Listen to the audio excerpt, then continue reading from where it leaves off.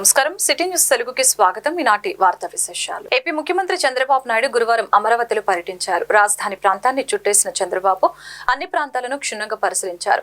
కూలిన ప్రజావేదిక నుంచి చంద్రబాబు రాజధాని టూర్ మొదలు కాగా అక్కడ ప్రజావేదిక శిథిలాలను పరిశీలించారు. ఉద్దండరాయనిపాలెంలో రాజధాని శంకుస్థాపన ప్రదేశాన్ని సందర్శించిన సీఎం అక్కడ సాష్టాంగ నమస్కారం చేశారు. ఫౌండేషన్ స్టోన్ దగ్గర ఫోటో గ్యాలరీని వీక్షించారు. ఐకానిక్ నిర్మాణాలన్నింటినీ పరిశీలించారు. రాయలపూడిలో ఎమ్మెల్సీ ఎమ్మెల్యే క్వార్టర్స్ నిర్మాణ దశలో ఉన్న భవనాలు నిర్మాణాల పురోగతిని ఆరా తీశారు. High court secretariat judge quarters buildings ని పరిశీలించారు. అనంతరం ముఖ్యమంత్రి చంద్రబాబు నాయుడు మీడియాతో మాట్లాడారు. గత ప్రభుత్వం ప్రదర్శించిన నిర్లక్ష్యం విధ్వంసం పట్ల చంద్రబాబు ఆవేదన వ్యక్తం చేశారు. కనీసం 70 నుంచి 80% పనులు జరిగిన భవనాలను కూడా పూర్తి చేయకుండా నిర్లక్ష్యం చేశారని మండిపడ్డారు. ప్రజా రాజధానిపై అనేక కుట్రలు విష ప్రచారాలు చేసి బ్రాండ్ దెబ్బతినేలా గత ప్రభుత్వం ప్రవర్తించిందని సీఎం చంద్రబాబు ఆరోపించారు. అమరావతి రైతులు 1631 రోజులు పోరాటం చేశారని ఇది ప్రపంచంలో ఒక చరిత్ర అంటూ తెలిపారు.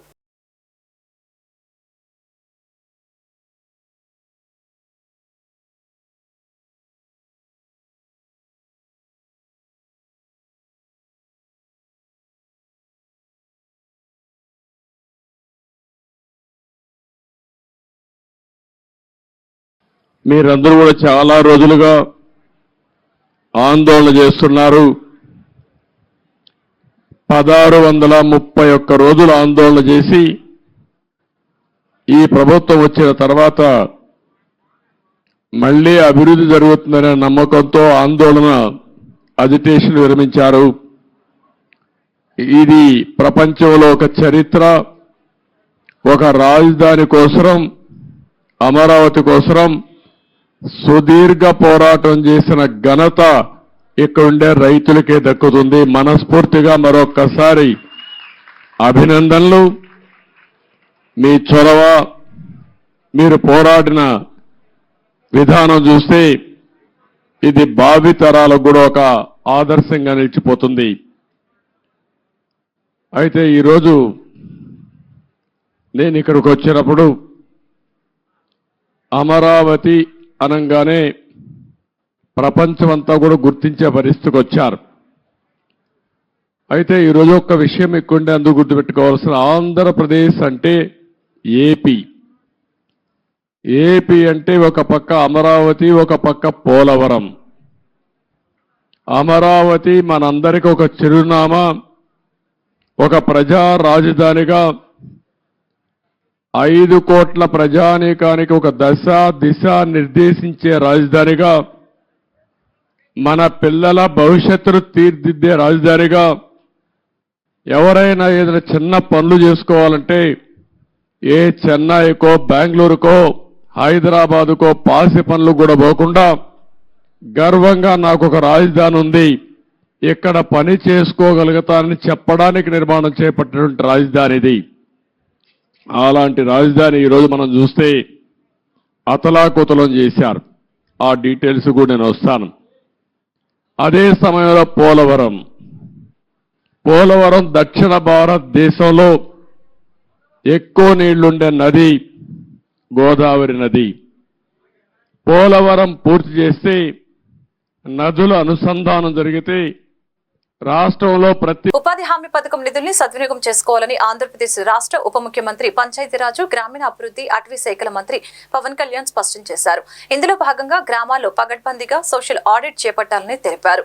మహాత్మా గాంధీ జాతీయ గ్రామీణ ఉపాధి హామీ పథకం సామాజిక తనిఖీ విభాగం అధికారులతో పవన్ కళ్యాణ్ గురువారం విజయవాడ క్యాంపు కార్యాలయంలో ప్రత్యేక సమీక్ష సమావేశం నిర్వహించారు. ఉపాధి హామీ పథకం సోషల్ ఆడిట్ జరిగే తీరును, నిధుల దుర్వినియోగం జరిగితే గుర్తించే పద్ధతిని అధికారులు పవన్ కళ్యాణ్ కి వివరించారు. సోషల్ ఆడిట్ సమావేశాలు గ్రామాల్లో ఎన్ని నిర్వహించారు, సోషల్ ఆడిట్ పక్కాగా జరగాలని, గ్రామాల్లో సోషల్ ఆడిట్ సభలు ప్రోటోకాల్ ను అనుసరించి ఒక పద్ధతి ప్రకారం నిర్వహించాలని చెప్పారు. అలాగే ఉపాధి హామీ నిధులు ఏమాత్రం దుర్వినియోగం కాకుండా ఎప్పటికప్పుడు పర్యవేక్షణ పక్కాగా ఉండాలని తెలిపారు.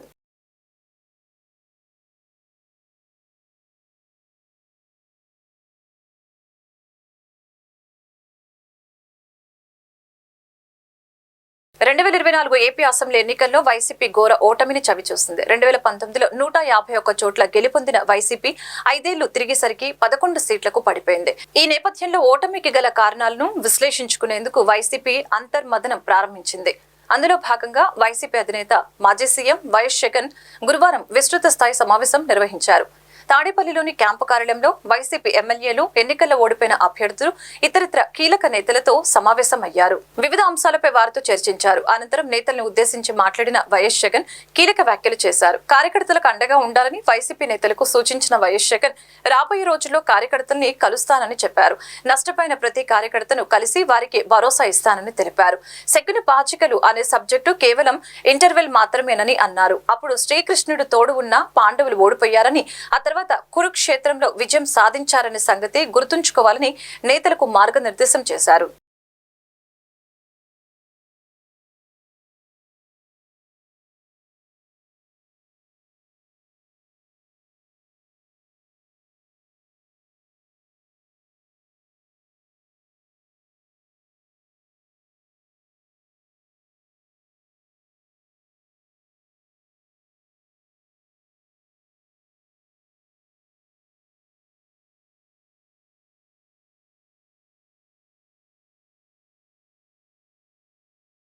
ఏపీలో ఎన్నికల ఫలితాలపై మాజీ మంత్రి కొడాలి నాని సంచలన వ్యాఖ్యలు చేశారు.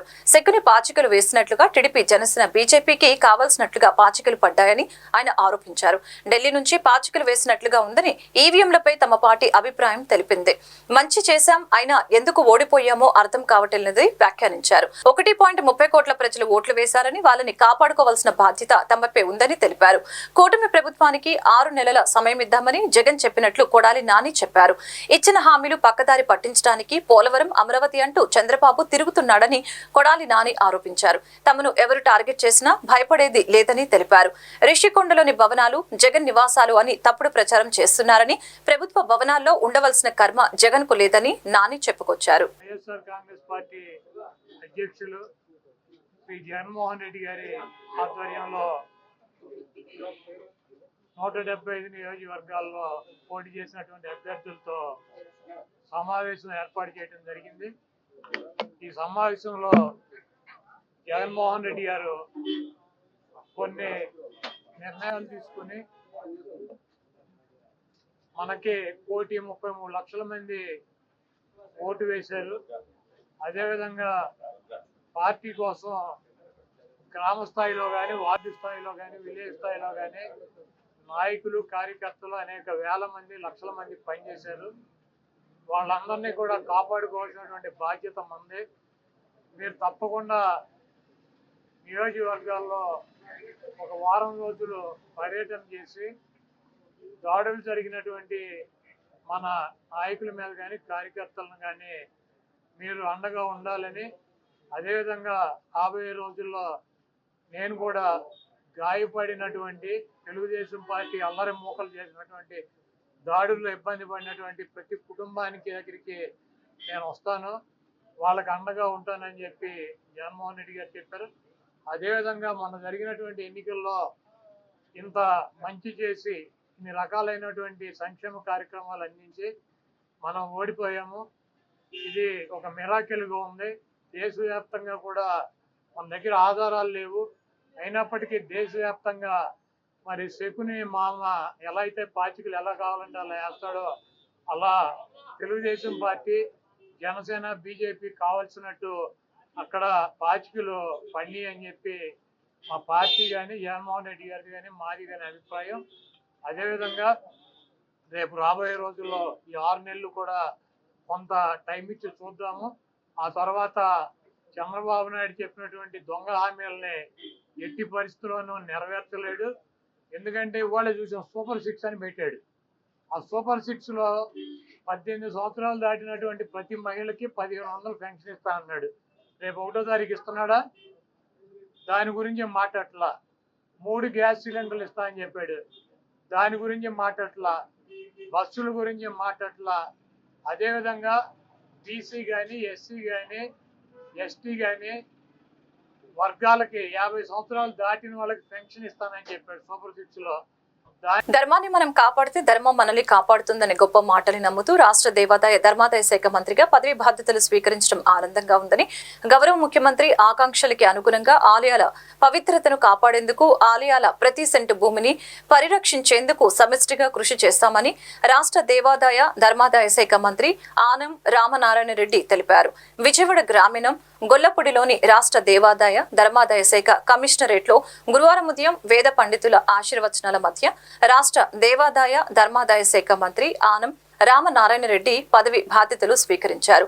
ధూపదీప నైవేద్య పథకం కింద అర్చకులకు ఇచ్చే మొత్తాన్ని 5,000 నుంచి 10,000కు పెంచి శ్రేయోనిధి నుంచి అందించే దస్త్రంతో పాటు ఆలయాల పవిత్రతను, ఔన్నత్యాన్ని కాపాడేలా ఆలయ పునర్నిర్మాణ పనులు పర్యవేక్షణ, అనుమతులకి సీనియర్ అధికారులతో కమిటీ ఏర్పాటుకు సంబంధించిన దస్త్రంపైన మంత్రి సంతకాలు చేశారు.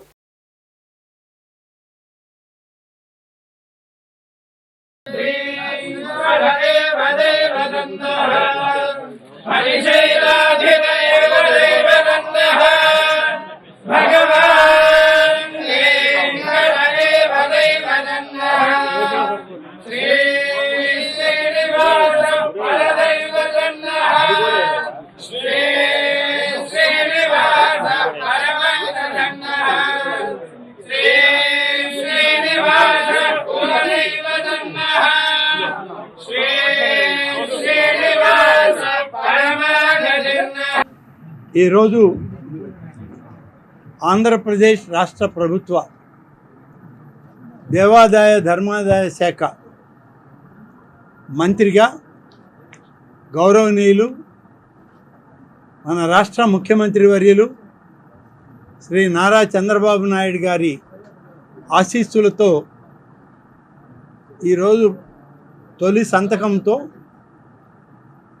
ఈ దేవాదాయ ధర్మాదాయ శాఖ కమిషనర్ కార్యాలయంలో ఈరోజు ఛార్జీ తీసుకోవడం జరుగుతుంది. పూర్తి స్థాయి కార్యాలయం ఆంధ్రప్రదేశ్ సచివాలయంలో ఉన్నప్పటికీ ఇంకా కొంత రిపేర్లు జరుగుతున్నాయి కాబట్టి ఇక్కడ ఈరోజు ఛార్జీ తీసుకొని ఈరోజు నుంచే పూర్తిగా ఈ శాఖ పైన అన్ని రకాలుగా చర్యలు, నిర్ణయాలు అన్నీ కూడా తీసుకోవడానికి సుముహూర్తం నిర్ణయించుకొని ఈరోజు ఇక్కడికి రావడం జరిగింది. వచ్చిన సందర్భంలో మా శాఖ కమిషనర్ గారు, ఇతర అధికారులందరూ, మరీ ముఖ్యంగా మీడియా మిత్రులందరికీ కూడా నేను ప్రత్యేకంగా ధన్యవాదాలు తెలియజేస్తా ఉన్నాను. అనేక ప్రాంతాల నుంచి వచ్చినటువంటి ఆలయ పాలక వర్గాల ప్రతినిధులు, అధికారులు, మరీ ముఖ్యంగా నెల్లూరు జిల్లాలోని ఆత్మకూరు నియోజకవర్గం, తర్వాత నా కుటుంబ సభ్యులు అందరూ కూడా ఇందులో వచ్చి ఈ కార్యక్రమంలో పాల్గొంటూ ఆశీస్సులు అందిస్తున్నందుకు వారికి కూడా ప్రత్యేకంగా నేను ధన్యవాదాలు తెలియజేస్తున్నాను. రాష్ట్ర రెవెన్యూ శాఖ సేవల విషయంలో ప్రజలు భాగస్వామ్యాన్ని పెంపొందించి రెవెన్యూ శాఖను మరింత చేరువ చేయడం జరుగుతుందని రాష్ట్ర రెవెన్యూ మరియు స్టాంపులు రిజిస్ట్రేషన్ల శాఖ మాత్యులు అనగాని సత్యప్రసాద్ పేర్కొన్నారు. గురువారం రాష్ట్ర సచివాలయం 4వ భవనంలో వేద పండితుల ఆశీర్వచనాల మధ్య రాష్ట్ర రెవెన్యూ మంత్రిగా పదవి బాధ్యతల్ని చేపట్టడం జరిగింది. ఈ సందర్భంగా మంత్రి మాట్లాడారు. రాష్ట్ర రెవెన్యూ శాఖ ద్వారా ప్రజలకు అందించే వివిధ రకాల సేవలను మరింత పారదర్శకంగా అమలు చేసి రాష్ట్ర రెవెన్యూ శాఖను దేశానికి ఆదర్శంగా ఉండేలా తీర్చిదిద్దుతామని అన్ని విధాలా కృషి చేయనున్నట్లు తెలియజేశారు. ప్రస్తుత భూముల రీసర్వేలో రైతులు ఎదుర్కొంటున్న వివిధ సమస్యల్ని పరిష్కరించేందుకు తగిన చర్యలు తీసుకుంటామని తెలియజేశారు. అంతేకాకుండా రెవెన్యూ శాఖలో జవాబుదారీతనాన్ని పెంపొందించే విధంగా అవసరమైన చర్యలు తీసుకుంటామని మంత్రి సత్యప్రసాద్ పేర్కొన్నారు.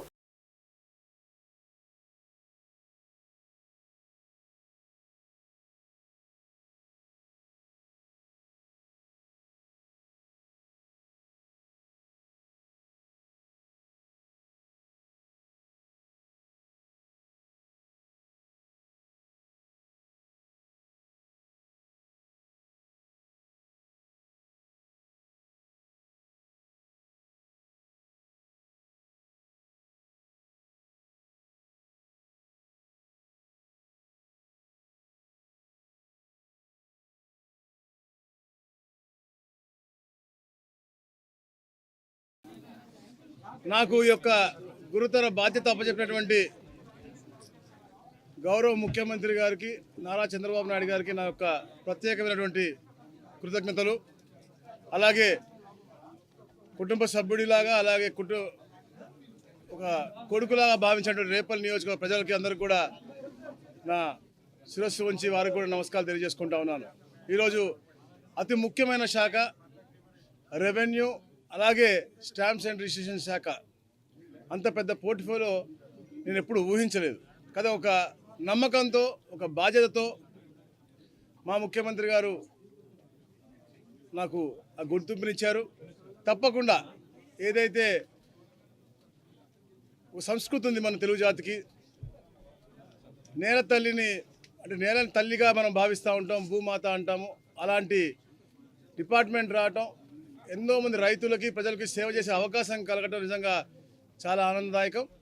తప్పకుండా ఏదైతే రెవెన్యూ డిపార్ట్మెంట్లో ఉన్నటువంటి పాలసీలన్నీ కూడా క్షేత్రస్థాయిలో పేద ప్రజలందరికీ కూడా మంచి చేసే విధంగా వారికి అందరికి కూడా ఇప్పుడు కూడా అన్ని సౌకర్యాలు అందుబాటులో ఉండే విధంగా చేయాలని చెప్పే లక్ష్యంతోనే ఒక టీం వర్క్గా మేము అందరం కూడా ఏర్పాటు అయ్యి తప్పకుండా చేసుకుంటూ ముందుకెళ్తాము. ఏదైతే గత ప్రభుత్వంలో చాలా మనకి అవినీతి జరిగిందనే ఆరోపణలు తప్పకుండా అన్నీ కూడా వెలికి తీస్తాం. ఏదైతే కబ్జాలకు గురైనాయో, ఏదైతే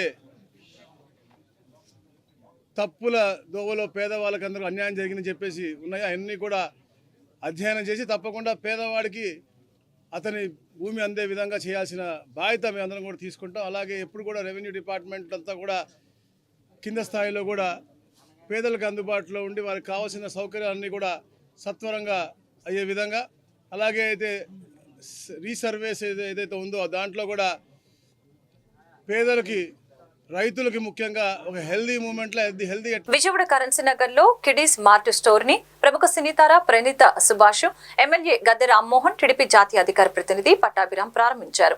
ప్రతి ఒక్కరిని ఆకర్షించే విధంగా స్టోర్ ఏర్పాటుందని అతిథులు ఈ సందర్భంగా తూర్పు నియోజకవర్గ శాసనసభ్యులు గద్దె రామ్మోహన్, సినీ నటి Praneetha, Pattabhiram, Kiddies Mart chairman Subbarao మాట్లాడారు.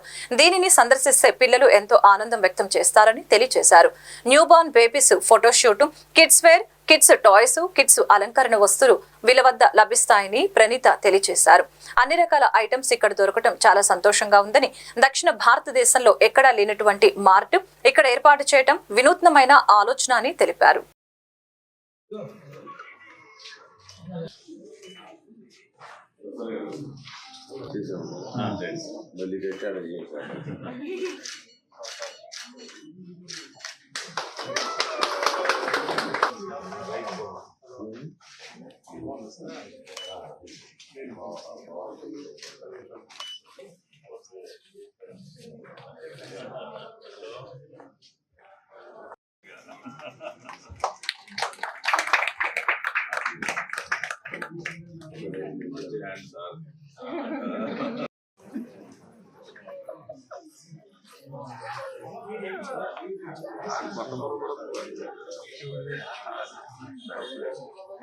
ಎಲ್ಲ చూసుకోవడం ప్లస్ అది.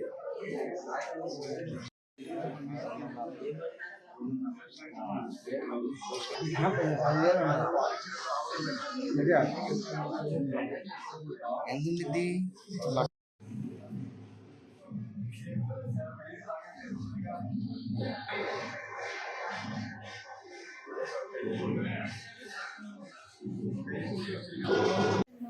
చాలా గర్వంగా ఉంది.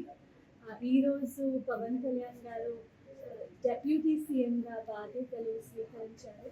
సో ఐ థింక్ మన ఆంధ్రప్రదేశ్ ఫ్యూచర్ చాలా చాలా బ్రైట్గా ఉందని చెప్పచ్చు. చెప్పాను, చాలా సంతోషంగా చాలా గర్వంగా ఉందని. అంటే ఈరోజు డెప్యూటీ సీఎం అయ్యారు అండ్ చాలా మంచి సక్సెస్ వచ్చింది ఈ ఎలక్షన్ లో. So congratulation. నూతన ప్రభుత్వం ఏర్పడిన తర్వాత నారా చంద్రబాబు నాయుడు గారు ముఖ్యమంత్రిగా ఆంధ్ర రాష్ట్రంలో ఎన్డీఏ ప్రభుత్వం ఏర్పడిన తర్వాత విజయవాడ నగరంలో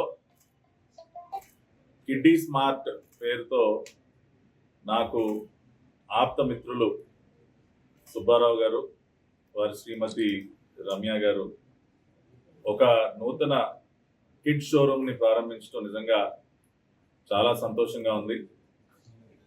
విజయవాడ నగరం, అదేవిధంగా నూతన రాజధాని అమరావతి భవిష్యత్ రోజుల్లో ఒక విశ్వనగరంగా మారుతున్నటువంటి సందర్భంలో ఇటువంటి అవుట్లెట్స్ అనేవి చాలా అవసరం.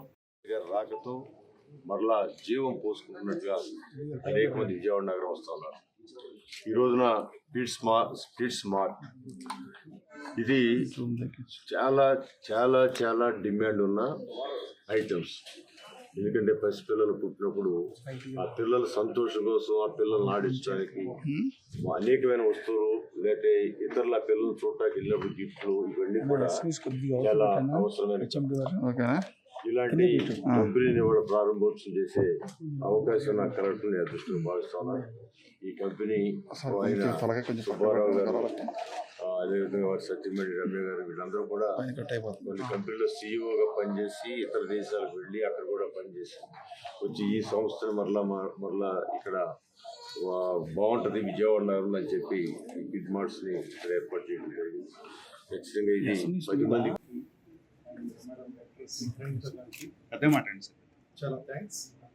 నేను రిక్వెస్ట్ చేసిన వెంటనే వచ్చి ఈవెంట్ని గ్రేస్ చేసినందుకు. Actually I have been working in health care industry for the past 2 decades.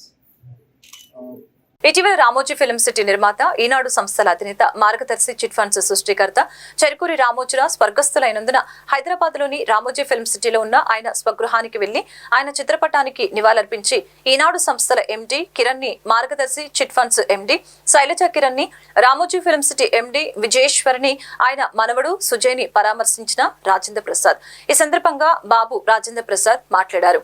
Ramoji Rao లాంటి మహనీయులు, ప్రజా శ్రేయస్సు కోరుకునే వ్యక్తి మనల్ని వదిలి వెళ్లిపోవడం బాధాకరమని తెలియజేశారు. ఆయన సూచనలు ఇస్తూ స్ఫూర్తిగా నిలబడ్డారని, మా సర్పంచుల సంఘాన్ని కూడా ఆయన ఎల్లప్పుడూ ప్రోత్సహించేవారని, అలాంటి వ్యక్తి లేని లోటు ఆ కుటుంబానికే కాదు మనందరికీ తీరని లోటని రాజేంద్ర ప్రసాద్ తెలిపారు. ఈ కార్యక్రమంలో తెలుగుదేశం పార్టీ నగర సాధికార రాష్ట్ర కన్వీనర్ జంపన వీర శ్రీనివాస్, మైనార్టీ సెల్ రాష్ట్ర కార్యదర్శి సయ్యద్దు అజ్మతుల్లా, బీసీసెల్ రాష్ట్ర కార్యదర్శి రాజుల పాటి ఫనీ, చలపాటి శ్రీను, సాంసరావు తదితరులు పాల్గొన్నారు.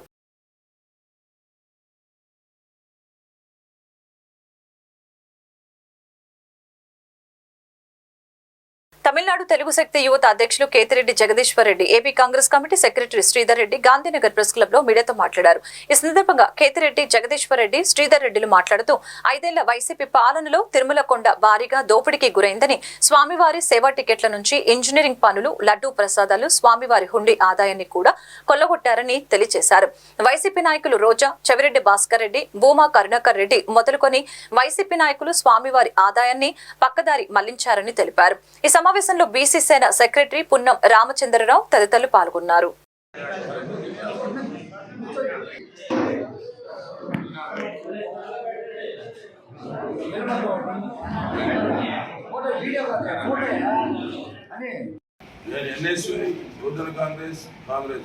గత నా విద్యార్థి కూడా కాంగ్రెస్ వివిధ పదవుల్లో వివిధ స్థాయిలో పనిచేశాను.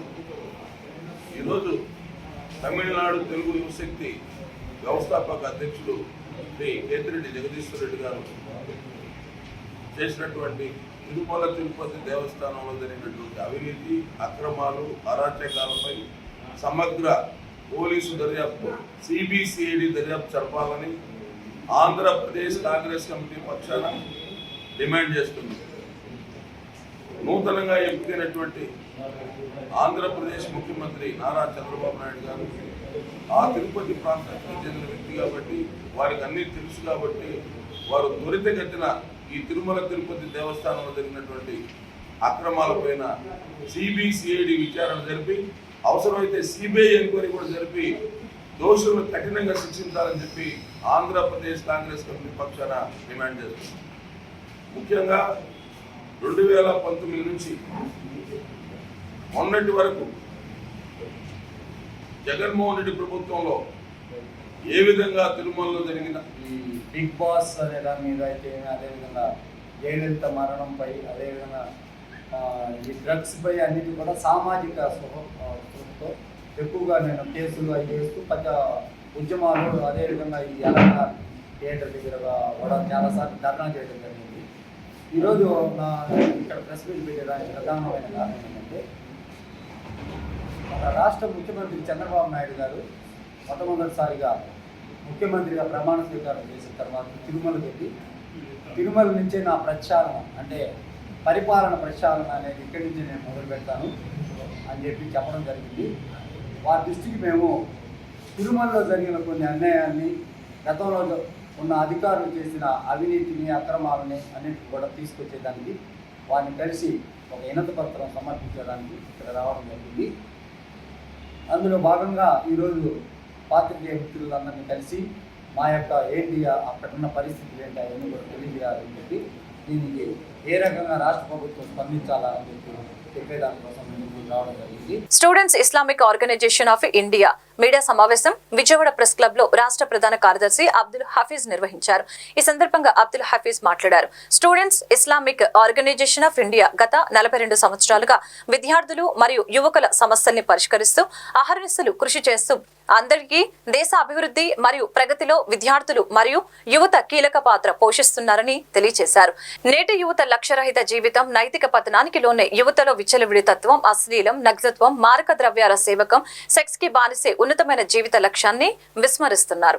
ఇటువంటి యువత సమస్యలపై అవగాహన కల్పించడానికి మరియు సంస్కరణలో భాగంగా SIO జాతీయ స్థాయి ఉద్యమం moral living transforming self and society అనే శీర్షికతో జూన్ 20 నుండి జూలై 20 వరకు చేయనుందని తెలిపారు.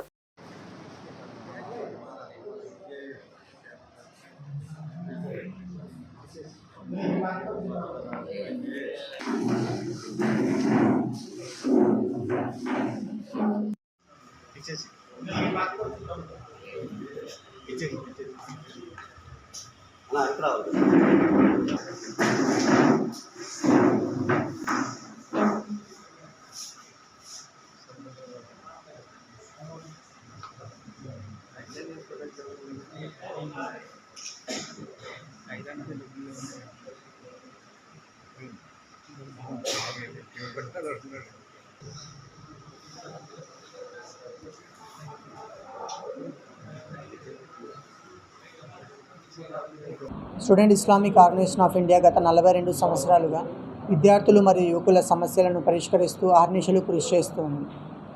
దేశ అభివృద్ధి మరియు ప్రగతిలో విద్యార్థులు మరియు యువకులు కీలక పాత్ర పోషిస్తారు. కానీ నేటి యువత లక్ష్యరహిత జీవితం మరియు నైతిక విలువలు లోపించడం వలన విచ్చలవిడితనం, అశ్లీలం, నగ్నత్వం మరియు మాదక ద్రవ్యాలకు బానిసై మరియు సెక్స్కు బానిసై ఉన్నతమైన జీవిత లక్ష్యాన్ని విస్మరించి తమ విలువైన సమయాన్ని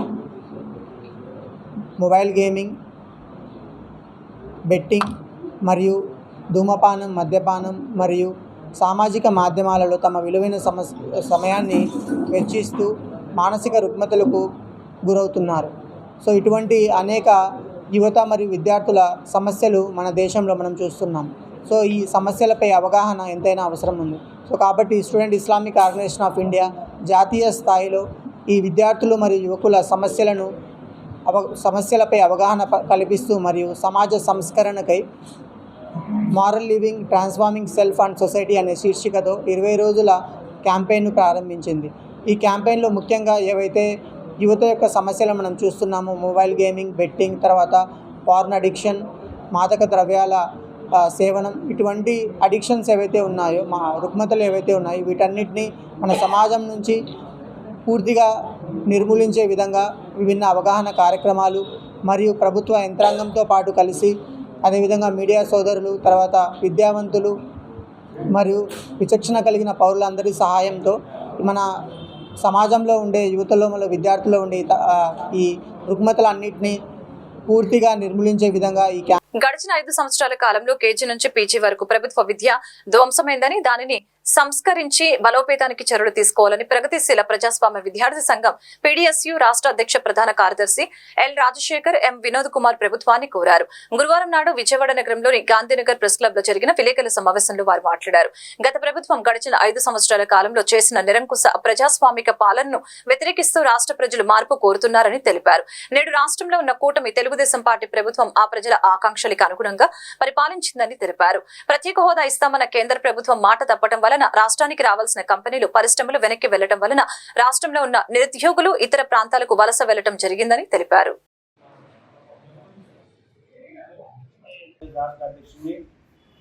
దాదాపు ఈ రాష్ట్రంలో 5 సంవత్సరాల అప్రజాస్వామిక పాలన, నిరంకుశ పాలనను నిరసిస్తూ ఈ రాష్ట్ర ప్రజలు నూతన ప్రభుత్వాన్ని అధికారంలో తెచ్చారు. ఇప్పటికి 84, 83 110 జీవో వల్ల మొత్తం ప్రాథమిక విద్యా వ్యవస్థ పునారీలు పోయింది. అట్లానే పీజీ విద్యార్థులకి ఇవాళ వాళ్ళకి స్కాలర్షిప్ల స్కీమ్ ని రద్దు చేసింది. అందుకని ఇవాళ మేము ఈ ప్రభుత్వం కోరుతాను, మీరు ఎన్నికల్లో ఇచ్చిన హామీ ప్రకారం వేసిందో పీజీ వరకు ఉచిత విద్యను అందించాలని చెప్పేసి డిమాండ్ చేస్తున్నాం. అట్లానే నిన్న ఈ రాష్ట్ర విద్యాశాఖ మంత్రి లోకేష్ గారు జూనియర్ కాలేజీ విద్యార్థులకి స్వయంగా పాఠ్యపుస్తకం అందిస్తామని చెప్పిన మాట హర్షణీయంగా అర్థం చేస్తాను. మరోవైపు ఇవాళ మొత్తం ఉన్నత విద్యారంగం దెబ్బతినిపోయింది. ఇవాళ మొత్తం రాష్ట్రంలో 25 యూనివర్సిటీలు ఉంటే 25 యూనివర్సిటీలు వేలాది ప్రొఫెసర్, అసిస్టెంట్ ప్రొఫెసర్ పోస్టులు ఖాళీగా ఈ ప్రభుత్వం భర్తీ చేయలేదు మిత్రులారా. మరొక వైపున గత వైసీపీ ప్రభుత్వాన్ని గడ్డదించడంలో కీలక నిరుద్యోగులు ఇవాళ కోటి ఆశలతోటి మరి ఈ ప్రభుత్వం మాకు ఉద్యోగం కల్పిస్తుంది చెప్పేసి నమ్ముకుంటూ ఇవాళ ఉన్నారు. ఇవాళ రాష్ట్ర డిమాండ్ చేస్తున్నాం. కనుక ప్రభుత్వం ఈ బడ్జెట్ లో ప్రభుత్వం విద్యార్థులకు సంబంధించి 30% బడ్జెట్ ని విడుదల చేయాలని చెప్పేసి డిమాండ్ చేస్తున్నాం. రాష్ట్ర యూనివర్సిటీ ఒక్కొక్క యూనివర్సిటీ 100 కోట్ల చొప్పున నిధులు బకాయిలు విడుదల చేయాలని చెప్పేసి డిమాండ్ చేస్తున్నాం. మరొక విషయం ఏంటంటే రాష్ట్ర వ్యాప్తంగా ఇవాళ 1300 కోట్ల ఫీజు బకాయిలు ఇవాళ పెండింగ్ లో ఉన్నాయి. 1300 కోట్ల ఫీజు బకాయిలు పెండింగ్ ఉండడం వల్ల ఆయా కళాశాల యాజమాన్యాలు విద్యార్థులు సర్టిఫికేట్ లేకుండా ఆపిన పరిస్థితి. కాబట్టి ఈ ప్రభుత్వం చొరవ తీసుకొని రాష్ట్ర వ్యాప్తంగా పెండింగ్ లో ఉన్న ఫీజు బకాయిల్ని తక్షణమే విడుదల చేయాలని చెప్పేసి డిమాండ్ చేస్తున్నాం. మరొక ముఖ్యమైన విషయం, ఇవాళ రాష్ట్ర వ్యాప్తంగా దాదాపు 2,50,000 ఉద్యోగాలు ఇవాళ ఖాళీగా ఉన్నాయి. మరొక నెలలో ఇంకొక 1,00,000 ఉద్యోగాలు ఖాళీ కాబోతున్నాయి. కాబట్టి ప్రభుత్వం నిరుద్యోగుల పట్ల వాళ్ళకు ఉపయోగపడే విధంగా, వాళ్ళకి వృద్ధి కల్పించే విధంగా ప్రభుత్వం ఆలోచించి. ఈ వార్తలు ఇంతటితో సమాప్తం. మరొక బులెటిన్ మళ్ళీ కలుద్దాం. నమస్కారం.